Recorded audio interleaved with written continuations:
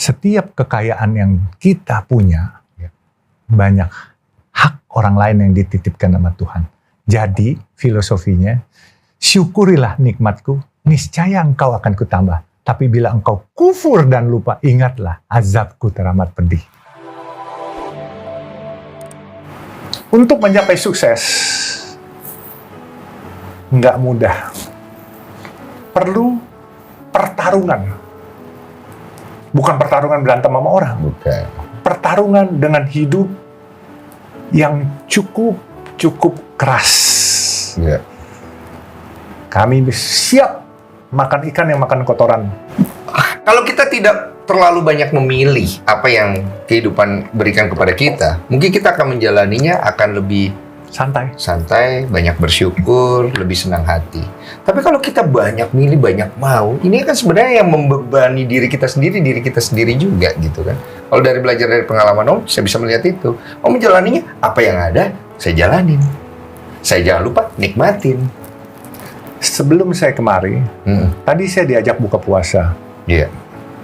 Saya lihat di teman-teman artis itu semua banyak. Makanan mewah sekali, bagus. Tapi menurut saya mau kemari. Saya kalau nunggu buka puasa di sana, makan di situ, saya nanti telat kemari. Saya kan janji. Yeah.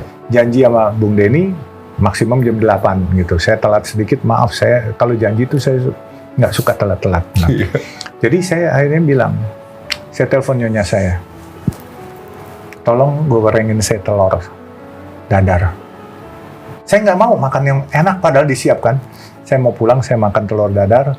Terus ada abon nggak? Ada abon. Ya, saya makan, nanti setelah itu saya jalan. Bisa dicek langsung menunya. Telur dadar sama abon. Saya makan dengan nasi. Udah cukup, saya jalan.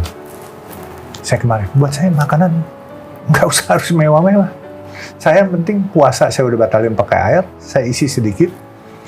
Nyaman, telur dadar 1 biji digoreng-goreng udah oke. Pakai abon.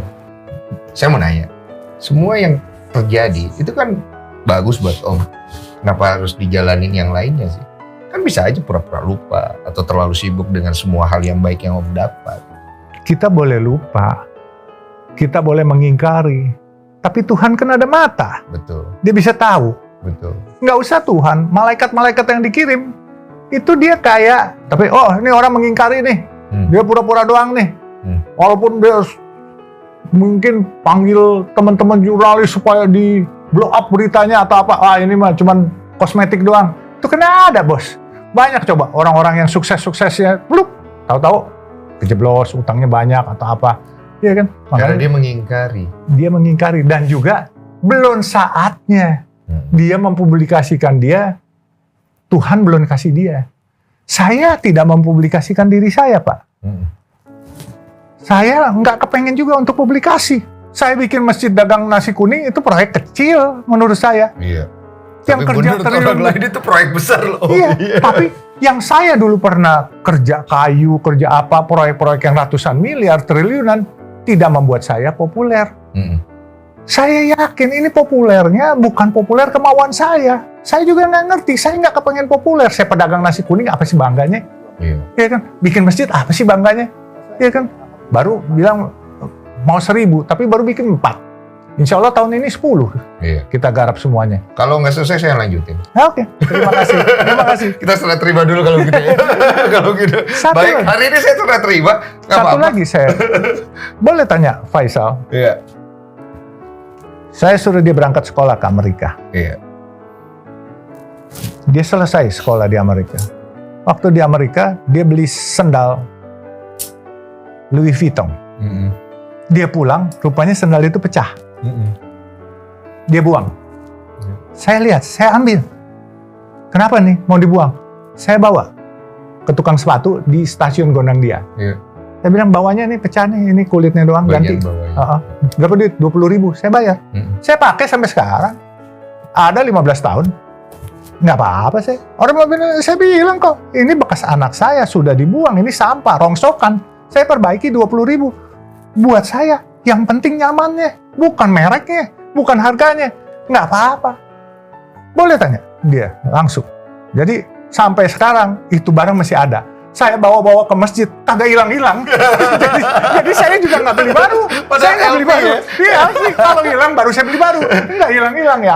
Oke, kita udah dapat intisarinya. Kalau kalian nggak dapat intisarinya itu salah kalian.